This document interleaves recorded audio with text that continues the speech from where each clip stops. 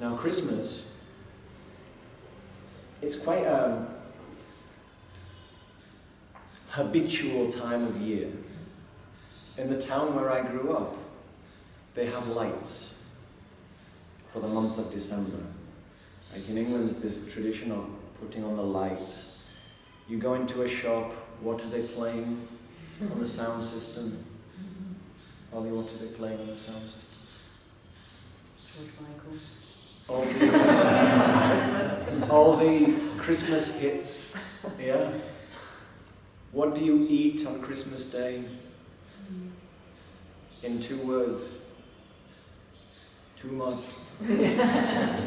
Or for, people have, oh, it's Christmas, so yeah, so of course I'm going to eat things that I know are not good for me. It's like that idea, yeah? So there's a lot of kind of habitual patterns that people indulge in or just drop into because it's Christmas. Yeah? Is this the same? Yeah. And the whole idea in yoga is yoga recognizes that as long as you're a human being, then you're going to have habits. Habits are useful. They help us navigate reality. But they are dual-edged swords. Yeah? They are tools that can be very helpful, but they can also kind of be harmful if we don't deploy them with utmost attentiveness. Yeah? Does that make sense? Mm-hmm. So in Sanskrit, the word for these habits, you know this word, I think, is called, because Samskrita and Samskara, they're basically the same. So have you heard this word, Samskara? So Samskara is a Sanskrit word for a habit, or a pattern that is well made. It's well established. So Sanskrita, the language, means literally well made, well done, well formed. And a samskara is a habit or a pattern that is well made, strongly established. Yeah?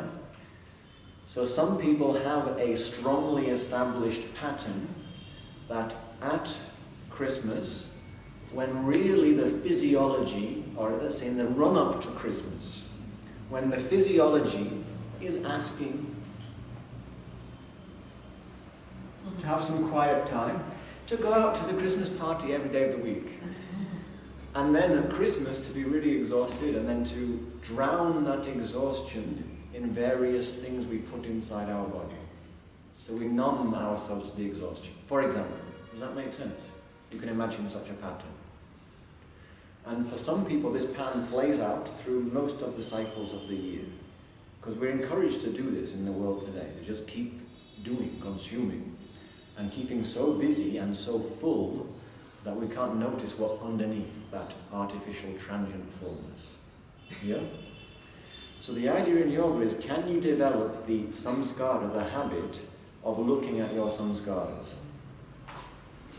Can we develop the habit of checking, where am I in what I'm doing? Am I doing what I would really like to do, or am I just being swept along by the force of my previously established habits?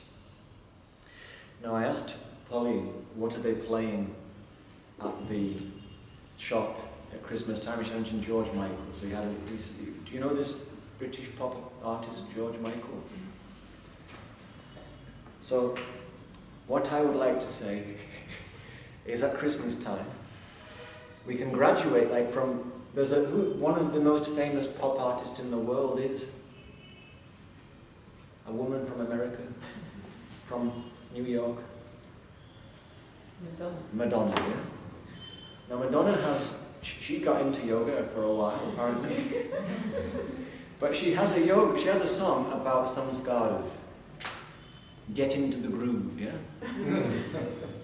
Now, when you're in the groove, you are samskara'd, yeah? It's like on a record. I have to check. Does everybody know what a record is? Yeah. Yeah. Because I'm in mid-age now, yeah.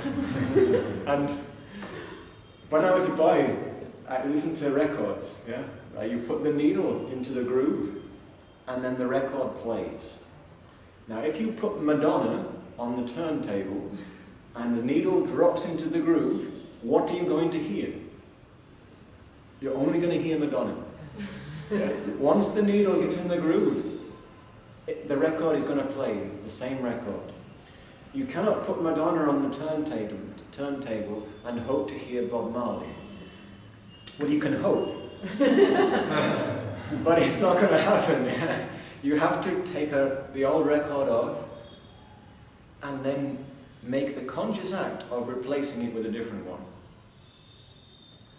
Now, Bob Marley, in my opinion, is something of a prophet.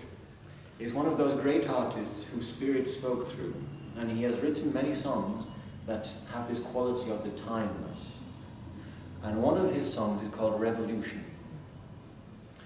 And in Revolution, one of the lines is, "It takes a revolution to make a solution." But what does this mean?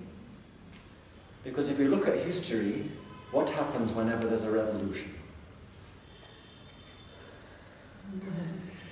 It just flips around and then the same old pattern repeats, yeah? But I think the way I interpret this lyric is a whole different thing, because in yoga, I say we have to get out of our revolutionary inheritance and become evolutionaries. But the course of evolution means observing the full cycle. We have to observe the downtime, and we have to have the incubation period and the dark time if we're going to have that new growth. And so when Bob Marley sings, "It takes a revolution to make a solution," yeah, you have to go all the way around the old way to really understand it enough that you can free yourself from it. Does that make sense? So you get an idea, oh, I'd like to leave that pattern behind, and this is my new pattern. And you carry on with this new pattern and you feel great in it. And then what happens? Some time goes by, but there you are, you're a little weary, you've had a lot on your plate, you're feeling tired and somewhat overwhelmed, and what happens? The stimulus for that old pattern emerges, and what happens? You go back into the old way. But I've left this behind. So what's happened? How have we gone back into the old pattern? Because the system will do what it's been trained to do. And so this is the idea of, in yoga practice, it's a diligent affair. It's not a one-week thing, or a one-weekend thing, or a one-season thing. As you keep doing it, and then you can do it through the whole cycle. When you do it through a whole cycle, it has the chance to really invite an evolutionary movement. Does that make sense? And so in the dark, like now in the winter in Northern Europe and in Boston area as well, what colour is the soil? It's very dark because there's been moisture in the autumn. And so even if it's frozen, deep in the earth, the soil, in that darkness underground, the soil is very dark. But what comes out of that dark soil? Sometime in February, poking through the snow. New life. But it takes a while, yeah? And so the idea is that dark time, that dark soil, I've come to think of this dark soil as like the ground that enables compassionate evolution. So when we go into the dark, when we look into the parts of ourselves that have previously been in the dark, what might we see? Perhaps, this is my situation anyway, I see things that I have not liked in others, in myself. Or I see things that I did not know were part of me. And I don't particularly like them. Now when I see something that I do that normally I despise, normally I don't like it, or I see that I am carrying something that I don't feel proud of, I feel ashamed of. What might that invite? What might that trigger in a person who has that type of recognition? Reevaluation. Yeah, that's great. But first, before that, Reevaluation. but before re-evaluation, it might trigger. Judgment. In critic. Yes. Discomfort. Discomfort, anger, inner criticism. It might trigger a lot of troubling things. It might trigger more negativity, more disturbing things, more dark things, you might say. But the idea is that, so I was listening to a recording of this lady called Joan Halifax. She's a Zen rishi. She founded an order in the States. And she's now quite a senior person. She's been teaching for at least 50 years. And she's saying that she considers grief is the incubator of compassion. Or it can be, if you work with it skillfully. And the idea that in our grief, when we allow ourselves to look into the dark places, then it will invite then that re-evaluation. And we realise that those things that sometimes we see and we don't like, this is actually the guru of nature. And when we look back and look inside, this can slowly start to kindle compassion, which grows from looking into the dark places in ourselves. Does that make sense? Because the teaching of compassion in the Yoga Sutra, it's one of the 4 essential practices, principles that Patanjali lays down in chapter 1. And I never really, I just don't know what he means. What is compassion? And in the last few years, the family situation and just things in my own life have really made me see a lot of these things that I feel grief for. And I feel now I start to have a first inkling of what compassion means. Just the first hint of it. Because I've had no choice but to see these things that previously perhaps I had preferred to avoid. Because the yoga techniques, they can invite us to enjoy so much wonderful things. They invite us to embrace the wonder of being alive. As we embrace the wonder of being alive, the bigger the light, the bigger the shadow, yeah? And so to me this is the gift of Christmas, is that Christmas is the celebration of this prophet Jesus, yeah? Who I consider one of the great yogis of all time. One of my, so some of let's say the foundation for my yoga exploration is the yoga of Kashmir Shaivism. And the great master in the middle of that lineage, Abhinavagupta from the medieval period, he says all the masters from all the traditions, they're all playing on the same team. And they all have the same aim, which is the upliftment of all of humanity. And recently I was reading a book by Osho, and he was taking up in this book that his students recorded, the poetry of Kabir, this Indian mystic poet. Have you heard of Kabir? So he was a weaver, just a simple guy, but he was also a mystic. And there's this special thing about Kabir. Nobody knows whether he was a Hindu or a Muslim. And the story goes because he was adopted, or he was not sure who his parents were, so he was brought up in one tradition, but so nobody was sure. And people from both traditions looked up to him and sought out his wisdom.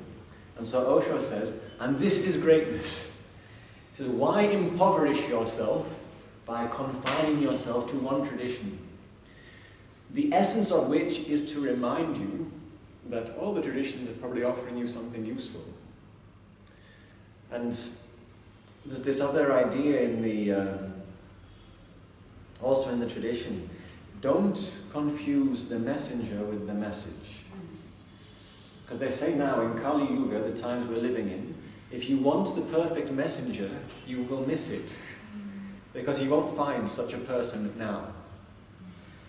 But instead, can you have the attitude, what pair of eyes is God or is the Guru looking at me through today? What mouth is the Guru or God speaking to me through today? And the idea being that God and the Guru are looking at us and speaking to us through every pair of eyes and every mouth that looks on us or speaks to us. And so I say, let us not impoverish ourselves. Because I've noticed in the world today that the name Jesus can carry a lot of charge. Do you know what I mean? Like sometimes people hear this word and they have a contraction. And at the same time, other people is a different feeling. Many people have different feelings. Now, when I was growing up, I went to school in England. And I also went to a church called the Church of England, which is a very, let's say, chilled church. They don't talk about eternal damnation. They don't talk about gnashing of teeth. They don't talk about, it's pretty mild, let's say. And at school we did religious studies. And the overwhelming impression I had was that the essence of all these teachings is the same. At the core, the masters were all sharing the same ideas. And the different ways they share them is because these masters are truly compassionate masters, and they understand that human beings are a very eclectic bunch, and different teachings will land in different ways for different people. But when we look at the core of Jesus' teachings, and the teachings of Christmas, I think they're very universal, just like yoga. And so there's this idea that at the Christmas festival, out of the darkest time of the year comes a new birth. And this is the birth of the Christ. Is there a Sanskrit word that sounds a bit like Christ? Krishna, yeah? In the story of the birth of Jesus, it is said that 3 wise men came, 3 yogis came, 3 rishis came from the east, from India, and they said to their king, there is going to be born one who will be king, one who will be a Raja. Now a Raja in the Sanskrit tradition, Krishna in the Bhagavad Gita, he says, I am teaching you the science of Raja Rishis. What I am teaching you, the yoga of the Bhagavad Gita, is for Rajas. And one of the main teachings in the Bhagavad Gita is you are the sovereign of your own experience. So you have to be the sovereign. You have to be the king or the queen. In other words, you have to take responsibility for the whole of your kingdom, for the whole of the territory of your experience. Now, when we hear such an idea, it's a little bit like Jesus. The word king or queen has charge these days. Because we look out in the world and we don't see mature, realized examples of the sovereign archetype. But in many spiritual traditions, the sovereign archetype is very important. And in the Sanskrit tradition, it's quite central. So Dave was mentioning Ramayana. This whole epic is about kingship, what it takes to become the sovereign of the field of your experience. In the Bhagavad Gita, Arjuna, the student, how is he feeling at the beginning of the text, the beginning of the teaching? Conflicted. Shoka. He is feeling grief. He's feeling that he's in a very dark place. It's the darkest time of his life. So it's just before the winter solstice, December the 20th. Yeah? But through the course of the teaching of the Gita, we get to Christmas Day. Because this Christ consciousness, Krishna, emerges. Now what does Krishna mean literally? As a noun, Krishna means dark or black. Arjuna means bright. Arjuna is a good boy. He's a good warrior. He's done his duty, dutifully. with wholeheartedness. Normal, and then where's the Bhagavad Gita set? Battlefield, yeah? Now normally when Arjuna goes to the battlefield, how does he feel? Confident. Confident? Not just confident, he's feeling Ready. ready, enthusiastic. Normally there's nothing he likes better than a good fight. He's a warrior. He loves firing his arrows. It's his craft, it's his art, it's his means of expression. But this day he goes to the battlefield and how does he feel? Unsure. Very unsure. Are you familiar with that Australian songstress, Natalie Imbruglia? Her biggest hit, Nothing's Right, I'm Torn. Yes? Arjuna feels torn. He feels split, divided, like we spoke about earlier. But this situation is so intense, he cannot numb his splitness. He cannot cover it up with dutiful action because he doesn't see what is the dutiful action. It's too much. The situation at hand does not allow him to run along the grooves that have previously served him well. He cannot play the same old record and feel okay anymore. It's time to take the Madonna record off the turntable and look into the depth of Bob Marley's lyrics. Yes? He has to look inside, and he looks into the dark, and he says, I don't know. He says, Krishna, I just don't know what to do. And this is absolutely intrinsic to the unfolding of the teaching. He says, I don't know what to do. I'm confused.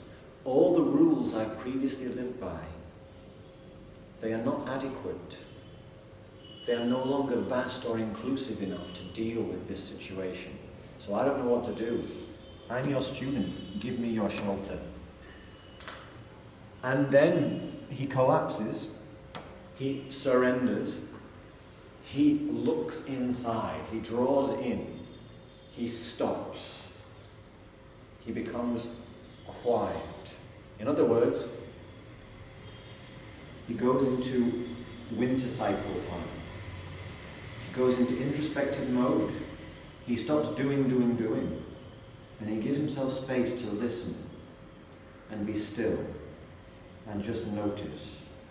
And in that stillness, then Krishna starts to speak. The dark will speak to you.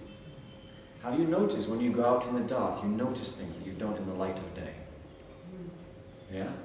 As the dark is the teacher. When we have the courage to look into it, it will show us new things. If we can be still and quiet. Now the world we live in, it's really lovely for me. Well, it's mixed being here.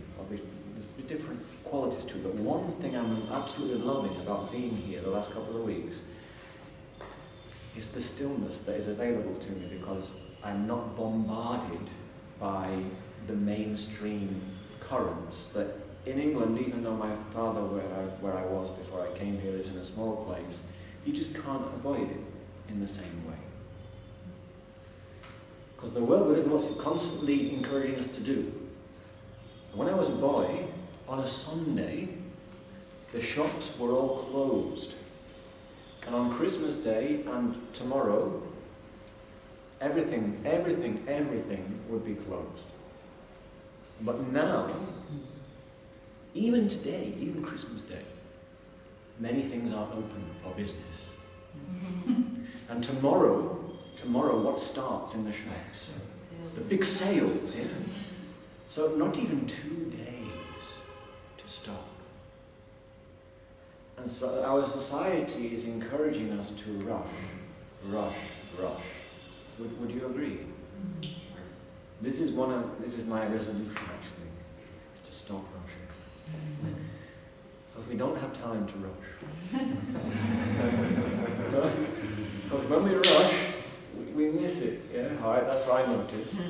But Arjuna, when we get into that situation where we don't feel sure, the temptation is to rush. Because if I'm really, really busy, then I can stop noticing my discomfort, that I don't quite know what to do.